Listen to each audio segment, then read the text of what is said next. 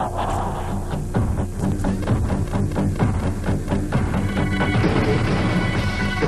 led my team in scoring. I lead my team in scoring. I led my team in assists. I lead my team in rebounding. I led the Olympic team. I am a member of the U.S. Olympic team. I can run the floor and even glide. I can run the floor, and I can run through you.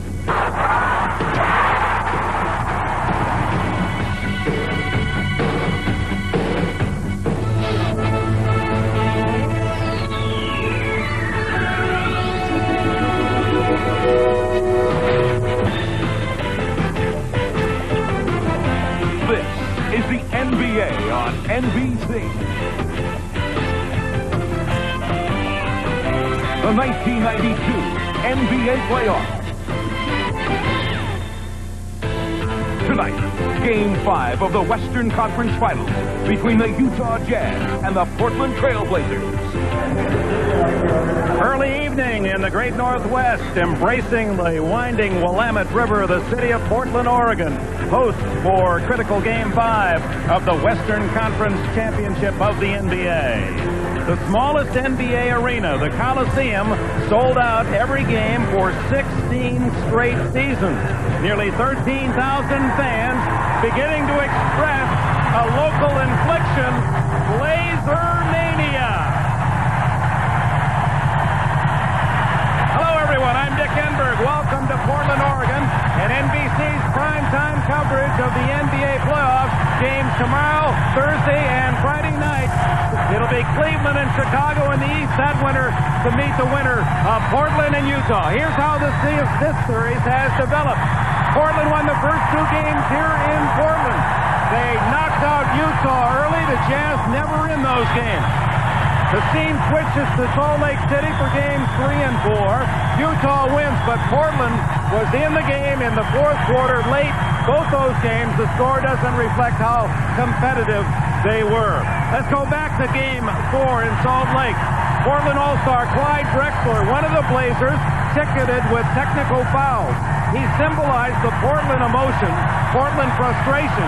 Drexler's second tee resulted in a game dismissal and some critical press. Drexler's the team captain, and in our visit, he appealed his case. I think we got to leave those guys alone and let them do their job. But at the same time, they've got to give us the same respect they give the other teams. And as far as being whiners, I think we're not perfect. We make mistakes. We whine. But every team you look at does the same thing. So you can't single one team out and say they're a bunch of whiners when the other team is doing exactly the same thing, if not much more. Well, the only thing perfect and not whining in the NBA is a coach or an ex-coach.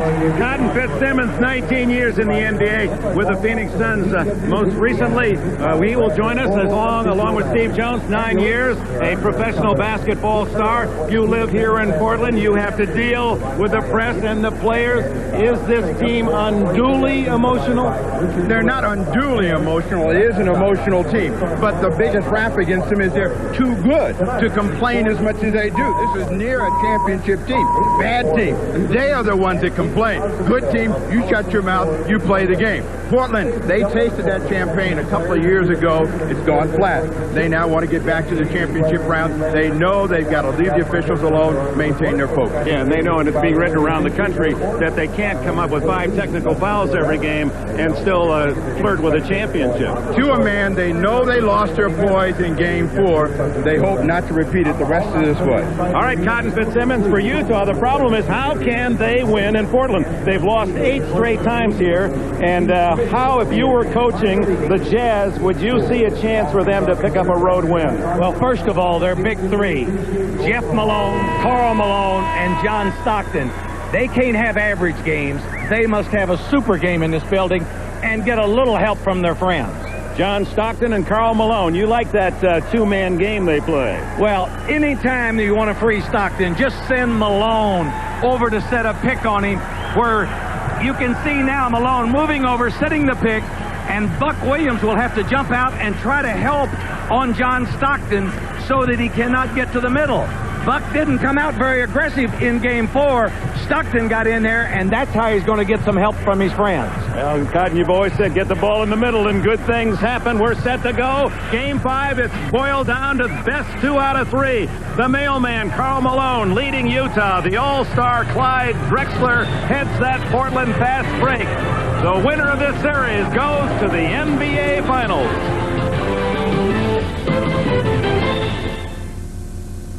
Ask anyone who's driven a Ford lately.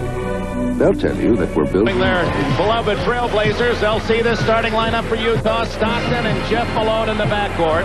The mailman, Karl Malone. Blue Edwards starts at forward. He started all of the season, but David Benoit took his job more recently in the playoffs. Benoit, our condolences to him and his family, returned home. The death of his father, 43-year-old father, yesterday. So Benoit not here. That leaves Utah shortchanged in personnel. And in the middle, their giant captain, 7'4" Mark Eaton, former coach of the Chicago Bulls for 3 years. Jerry Sloan in his 4th season, ready to chew on Game 5 for the Trailblazers.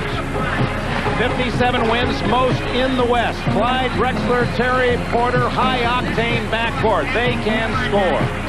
On the front line, the thoroughbred Jerome Kersey loves to run. Buck Williams is the defender and the rebounder for the Blazers. Kevin Duckworth in the middle. Rick Adelman, Loyola of California, 1968. Former player in the NBA with Portland, and in his 4th year as the Blazers head man. Let's go to Joel Myers for this report. Dick, the new addition to the Jazz starting lineup, is no stranger to the starting 5. Blue Edwards started every game during the regular season, also started the first round of the playoffs against the Los Angeles Clippers. But Jerry Sloan decided to go with David Benoit once they got to the Supersonic series. Well, Blue said he not only lost his job, but he lost his confidence. He has it back now, though, after going 7-for-12 in Game 4. And Jerry Sloan told me it's going to pay dividends for him down the road. Jerry said it's the first time he's ever come off the bench in his career, and it may have been painful for Blue, but he's already grown by the experience. Unfortunately, though, now for Jerry and the Jazz, without David Benoit, they're down to a 7-man rotation. Dick? All right, Joel and Cotton, where will that hurt Utah?